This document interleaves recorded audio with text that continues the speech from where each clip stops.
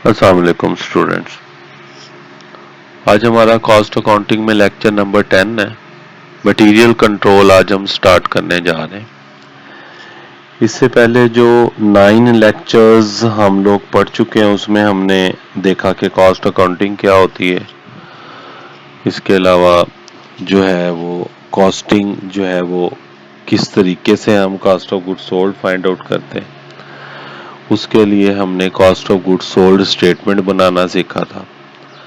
फिर cost of goods sold statement के साथ साथ हमने इनकम स्टेटमेंट बनानी सीखी, ये जानने के लिए कि हमारी फर्म को प्रॉफिट हो रहा है या लॉस हो रहा है। फिर उसके बाद हमारे पास चूंकि कुछ इनकम्प्लीट डाटा भी होता है तो हमने उसकी बेस पे प्रोजेक्टेड इनकम स्टेटमेंट बनाना भी सीखी। तो उम्मीद है कि आपको उन तमाम चीज़ों की समझ आ गई होगी। आज हम मटेरियल कंट्रोल का चैप्टर स्टार्ट करने के लिए जा रहे हैं। तो देखते हैं कि इसमें मटेरियल से रिलेटेड कौन कौन से इश्यूज को हमने डिस्कस करना है। यहाँ पे मटेरियल कंट्रोल होता क्या है और ये जो इस चैप्टर का नेम है basically determining and minimizing the cost, इसका क्या मीनिंग होता है। तो आज हम स्टार्ट करते हैं। ये तो आप लास्ट लेक्चर में भी पढ़ के आए हैं कि आपका जो मटेरियल होता है ना वो कौन कौन सा होता है, प्रोडक्शन में कॉस्ट कौन कौन सी होती है।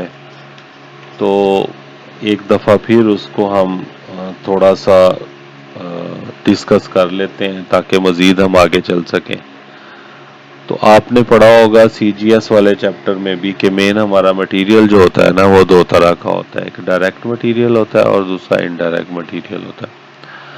अब डायरेक्ट मटेरियल जो होता है ना वो बाकायदा से आपकी जो फाइनल प्रोडक्ट होती है उसका पार्ट बनने के लिए जा रहा होता है, या यूं समझ लें कि आपकी जो फाइनल प्रोडक्ट होती है उसका बेसिक जो मेजर पोर्शन होता है वो इसी मटेरियल से बन के जो वाजे होता है उसमें प्रोमिनेंट होता है। इनडायरेक्ट मटेरियल बेसिकली हिडन होता है, वो प्रोमिनेंट नहीं होता फाइनल प्रोडक्ट के अंदर। ठीक है, जैसे लकड़ी की कोई प्रोडक्ट आपने बनानी है तो उसमें जो वुड होगी, लकड़ी होगी आपकी, वो आपकी डायरेक्ट मटेरियल होगी।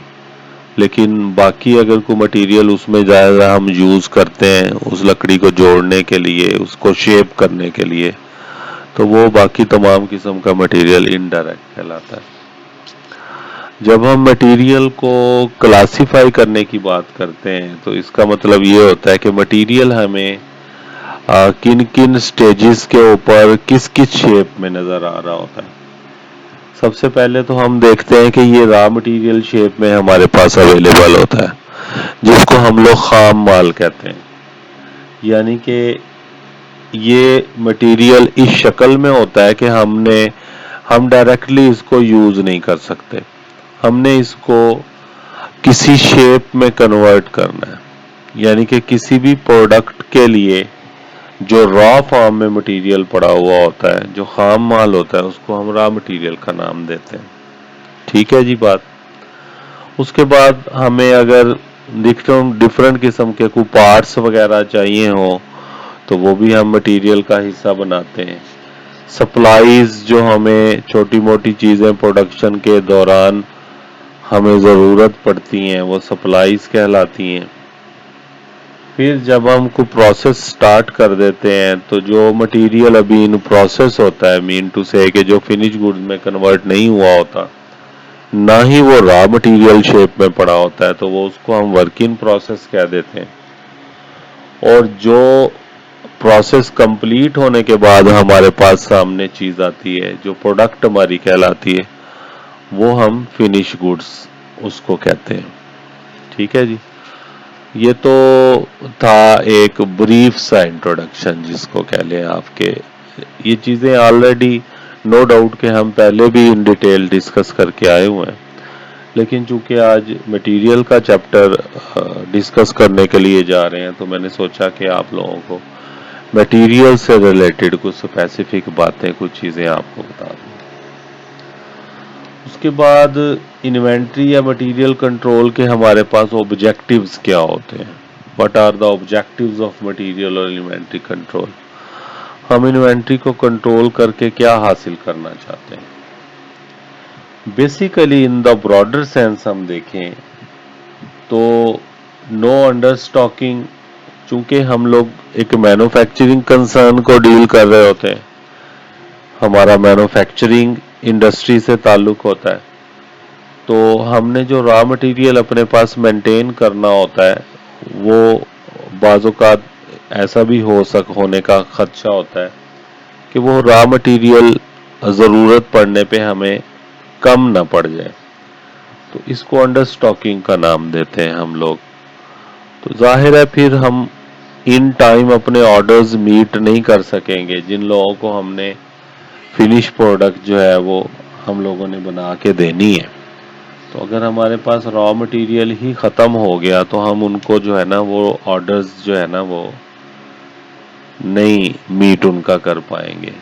तो अंडर स्टॉकिंग नहीं होनी चाहिए। ओवर स्टॉकिंग क्या है कि ज़रूरत से ज़्यादा भी हम मटेरियल अपने पास नहीं रख सकते, ठीक है।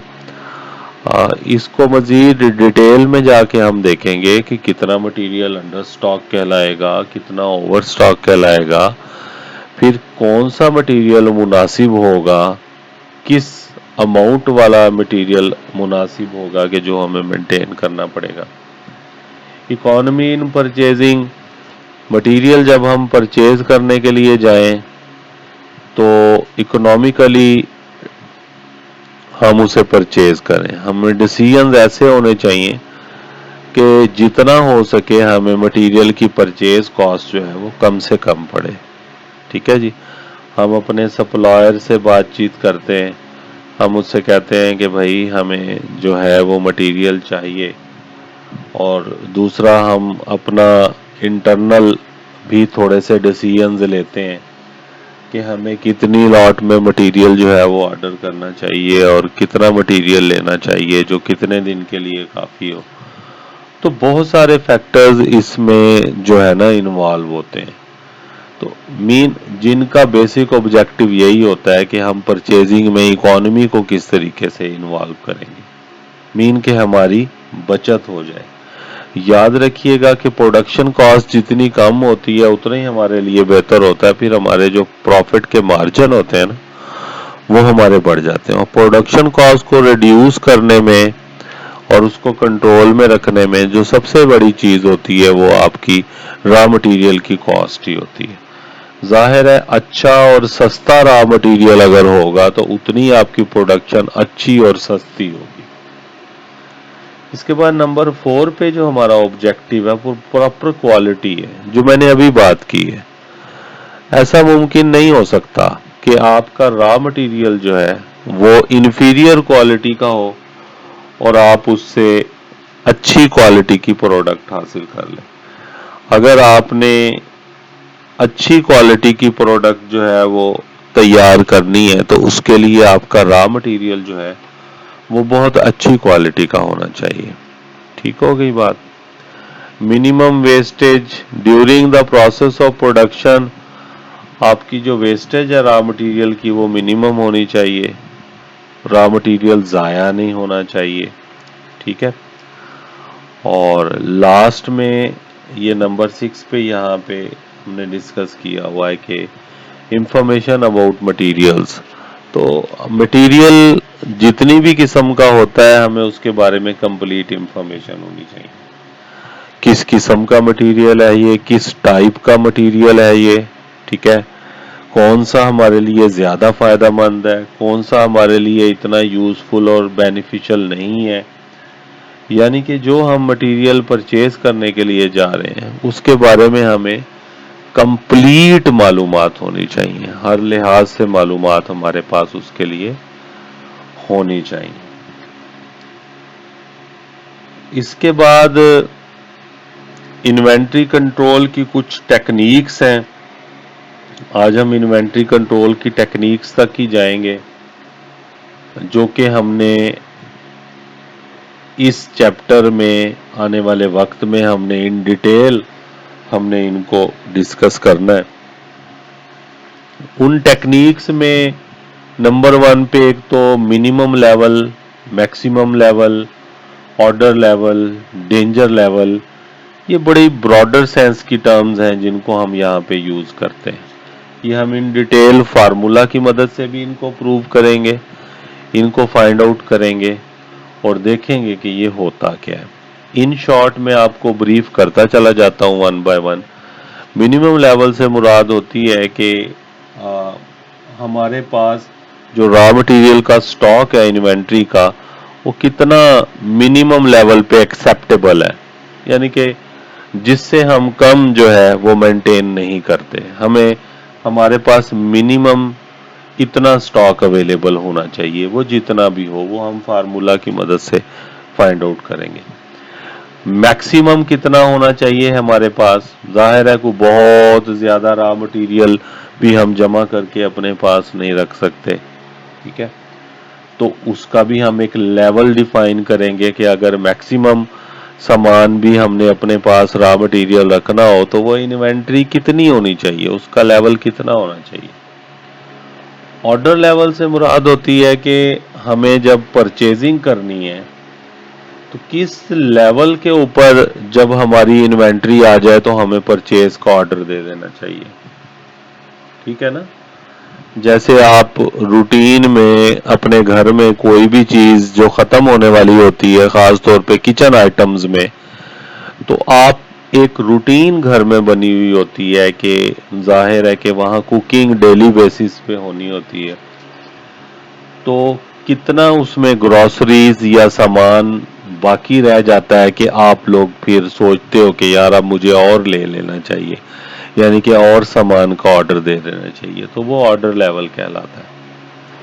और डेंजर लेवल क्या होता है, ये वो वाला लेवल होता है कि जिसके बाद अब हमें किसी किस्म की कोई मजीद सोचो विचार और मजीद डिले की हमें जो है ना वो इजाजत नहीं होती, यानी कि हमारा स्टॉक का लेवल एक डेंजर पॉइंट पे आ जाता है जहां पे हमें फौरी तौर पर न्यू स्टॉक जो है वो फिर परचेज करने की जरूरत पड़ती है।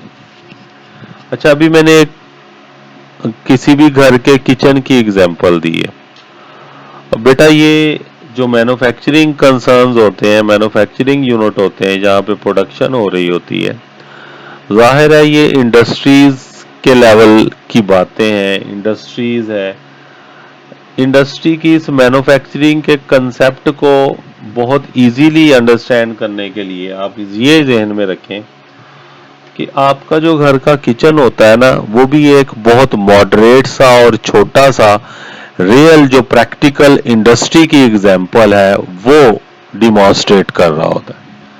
आप अपने घर के किचन को एक किसी भी बड़ी इंडस्ट्री में जो प्रोसेस अडॉप्ट किए जा रहे होते हैं, जो इन्वेंट्री मैनेज की जा रही होती है, आप अपने घर के किचन की एग्जांपल को सामने रख के आप उसको इजीली अंडरस्टैंड कर सकते हैं, क्योंकि हमारे घर के किचन में इन्वेंट्री मैनेजमेंट भी हो रही होती है, उसमें हम मिनिमम मैक्सिमम लेवल को भी देख रहे होते हैं, ठीक है। डेंजर लेवल भी किसी हद तक डिस्कस हो रहा होता है कि भाई अब सब्जी या दालें या ग्रोसरी इतनी रह गई है, अब तो बिल्कुल ही खत्म होने वाली है।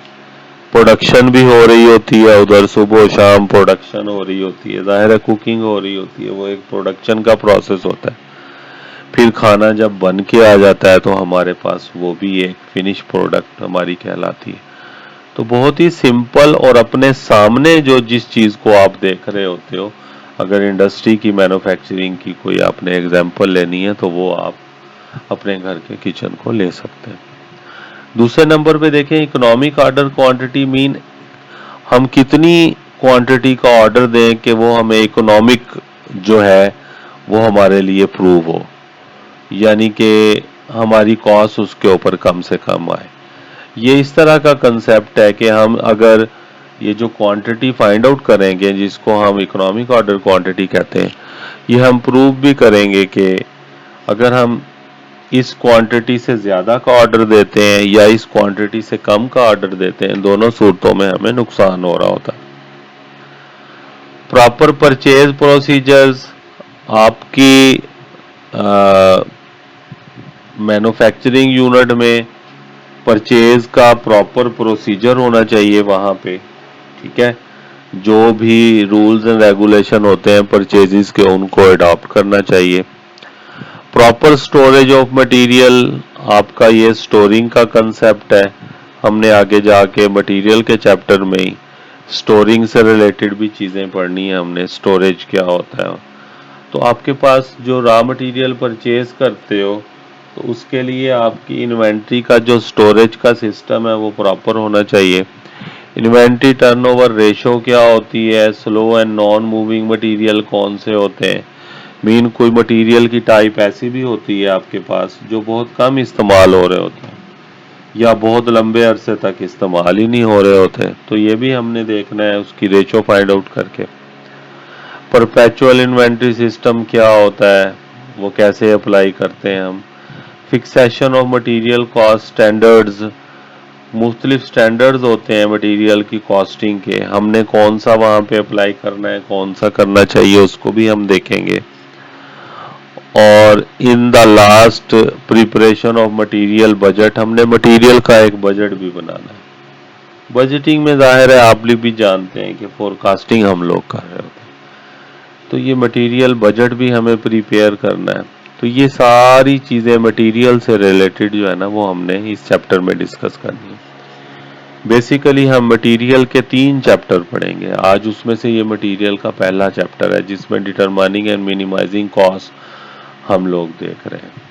तो इन डिटेल हम इन चीज़ों को देखेंगे इंशाल्लाह कि ये मटेरियल क्या होता है और आगे जाके हम इसको किस चीज़ में कन्वर्ट करते हैं। और इससे रिलेटेड किसी भी किस्म का आज से लेक्चर से रिलेटेड किसी भी किस्म का आपका कोई क्वेश्चन को क्यूरी हो, कोई अगर आपको कंफ्यूजन हो तो आप फ्रीली मुझसे जो है ना वो इस बारे में पूछ सकते हैं। अपने सवालात नीचे कमेंट में आप लोग लिख सकते हैं, इंशाल्लाह मैं उसको प्रॉपरली आपको रिप्लाई करूंगा। अपना बहुत सा ख्याल रखिएगा। अल्लाह हाफिज़।